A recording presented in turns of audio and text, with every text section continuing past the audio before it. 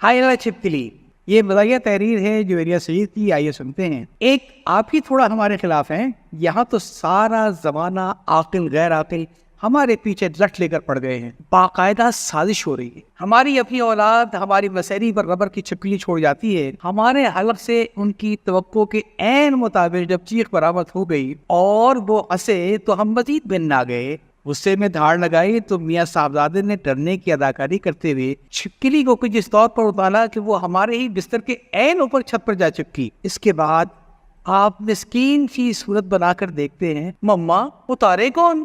کچھ عرصے ادھر کی بات ہے، ہم روٹی لپیٹنے کا کپڑا ڈھونڈ رہے تھے، ظاہر جھلائے ہوئے تھے، بچوں پر خفا ہو رہے تھے کہ یہ کون ہماری چیزیں چھیڑتا ہے۔ بچے ایک کان سے سن کر دوسرے کان سے نکال رہے تھے، اب ایسی چیزیں ہم کیوں لینے لگے؟ ادھر ادھر دیکھا تو شیلف کے پیچھے ٹوکری پھنسی نظر آئی، یہ دیکھو یہاں کس نے گرائی ہے؟ مڑ توڑ کر بڑی مشکل سے اسے نکال کر سیدھے ہوئے تو کیا دیکھتے ہیں کہ عین ہماری آنکھوں کے سامنے ٹوکری میں نرم نرم سرخ طے شدہ کپڑے پر ننھی سی چوہیا صاحبہ محو استراحت ہیں۔ حسب توقع ہماری حلق سے نہ ختم ہونے والی چیخیں برآمد ہونے لگی، مگر قیامت سے پہلے قیامت دیکھیے، کوئی مدد کو نہ آیا۔ بات کو سب مل جل کر ہمارا مذاق اڑاتے ہیں۔ ایک صاحبزادے فرماتے ہیں، پہلی چیخ پر تو سوچا میں نے کہ ان کو چوہیا نظر آ گئی ہے، اب کون اٹھے؟ تھوڑی اور دیر تک چیخیں رہی تو سوچا کہ لگتا ہے چوہیا ادھر ادھر بھاگ رہی ہے۔ پھر جب مما کی چیخیں رکی ہی نہیں تو سوچا کہ ہو نہ ہو یقیناً مما پر چڑھ گئی ہے، اب میں جا کر دیکھتا ہوں۔ اس تحقیقی گفتگو کے بعد ساری نامعقول اولاد اور ان کے والد صاحب اس پر غور و خوض فرماتے رہے کہ بچوں کی والدہ محترمہ کی چیخیں کس مشہور کریکٹر سے ملتی جلتی ہیں۔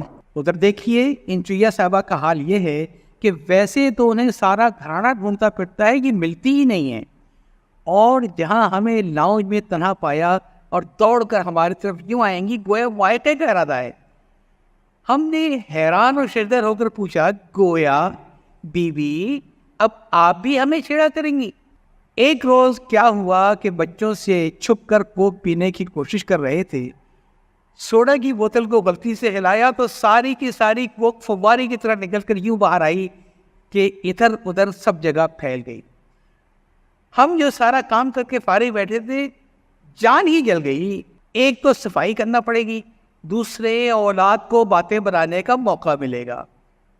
ایک ہی ترکیب سوجی، چپکے سے کان دبا کر اوپر آئے، جلدی سے جائے نماز بچھا لی۔ نیچے سے آوازیں آ رہی تھی، یہ کوک کس نے گرائی ہے؟ ایک ایک کا نام لے کر تفتیش ہو رہی تھی۔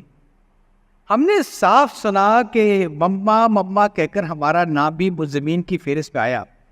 ہم ہونٹ بھیجے اپنے خلاف ہر قسم کی باتیں سن رہے تھے۔ اسی دوران سب کے پیچ و تاب پر کہاں نکل گیا۔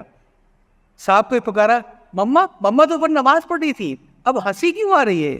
لا حول ولا قوت، ایسی تو نالائق اولاد ہے کہ ماں پر نظر اور کان رکھتی ہے۔ سازش کا جال دیکھیے، جس تقریب میں ہم خوب بند سور کر جاتے ہیں اس میں خوب مکس گیدرنگ ہوتی ہے۔